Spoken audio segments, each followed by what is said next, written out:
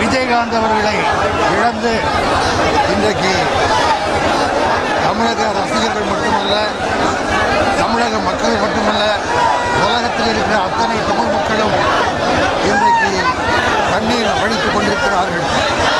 தம்பி விஜயகாந்த் எந்த ஒரு காரியத்தை எடுத்தாலும் மிக சிறப்பாக செயலாற்றக்கூடிய ஒருவர். நான் தம்பின்னு தான் கூப்பிடுவேன், என்னையும் அண்ணன் அன்பாக கூப்பிடுவார். நான் அவரோட நிறைய படங்கள் நடிச்சிருக்கேன்.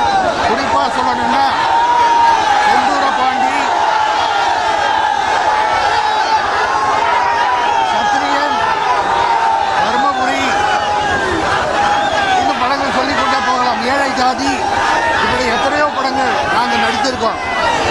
ஆனால் எப்படி தமிழ்நாட்டுக்கு ஒரு காமராஜர் இருந்தாரோ, மாணவர்களை எல்லாம் பள்ளியில் படிக்க வேண்டும் என்பதற்காக மதிய உணவு திட்டத்தை கொண்டு வந்து போட்டாரோ, அதே போல சினிமாவை தேடி வருபவர்களுக்கெல்லாம் சாப்பாடு போட்டு அவர்களை ஊக்குவித்து பல நடிகர்களை, பல இயக்குநர்களை, பல கேமராமேன்களை உருவாக்கியிருக்காரு. அப்படிப்பட்ட ஒரு திரு தம்பி விஜயகாந்த் அவர்கள் தான் எடுத்த பொறுப்பை எதா இருந்தாலும் சிறப்பாக செய்வார். தமிழகத்தில் தென்னிந்திய நடிகர் சங்கத்துக்கு தலைவராகி அந்த நடிகர் சங்கத்துக்கு இருந்த கடனை அடைத்தார் என்றால் நடிகர்களை எல்லாம் ஒன்று சேர்ப்பது அவ்வளோ சாதாரண விஷயம் இல்லை. அவங்களெல்லாம் ஒன்று சேர்த்து ஒருங்கிணைத்து அழைத்து சென்று தன்னுடைய கடனை அடைத்து அதற்கு பிறகு கட்சி ஆரம்பித்தவுடன் அந்த பொறுப்பை வேற ஒருவரிடம் ஒப்படைத்து விட்டு சென்று விட்டார். கட்சியை அவர் ஆரம்பித்து நடத்த போது எதிர்கட்சி தலைவராக வந்தார். அரசியல் கட்சிகள் அத்தனையும் அவரோடு கூட்டணி அமைத்தால்தான் வெற்றி பெற முடியும் என்ற ஒரு நிலைமையை தமிழகத்தில் ஏற்படுத்தியவர்தான் தம்பி விஜயகாந்த் அவர்கள். ஆளுங்கட்சியாக வர முடியவில்லையே தவிர ஆண்டவன் அதற்கு வழிவகுக்கவில்லை. ஆகவே எப்படி ஒரு காமராஜர் ஒரு அரசியலிலே சுத்தமாக தூயமாக இருந்தாரோ, அதை போல தம்பி விஜயகாந்த் அவர்களும் ஒரு மாநாட்டிலே சொன்னார், நான் என் சொத்தெல்லாம் வித்துட்டு தான் இந்த மாநாடு நடத்துகிறேன், கட்சியை நடத்துகிறேன்.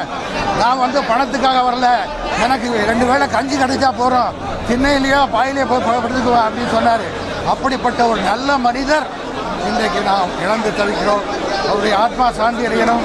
அவருடைய கட்சி தொண்டர்களுக்கும் ரசிகர்களுக்கும் தமிழ் மக்களுக்கும் அவர் குடும்பத்தை சார்ந்த சகோதரி பிரேமலதா விஜயகாந்த் அவர்களுக்கும் பிள்ளைகளுக்கும் சுதீஷ் அவர்களுக்கும் அவர் குடும்பத்தாருக்கும் என்னுடைய ஆழ்ந்த இரங்கலை தெரிவித்துக் கொள்கிறேன்.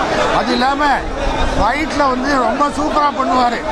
எனக்கு ரொம்ப பிடிச்சதே விஜயகாந்த் அவர்கள். தம்பி விஜயகாந்த் ஃபைட் தான், வாழ்க்கையிலேயும் ஃபைட் பண்ணார், படத்துலேயும் ஃபைட் பண்ணார்.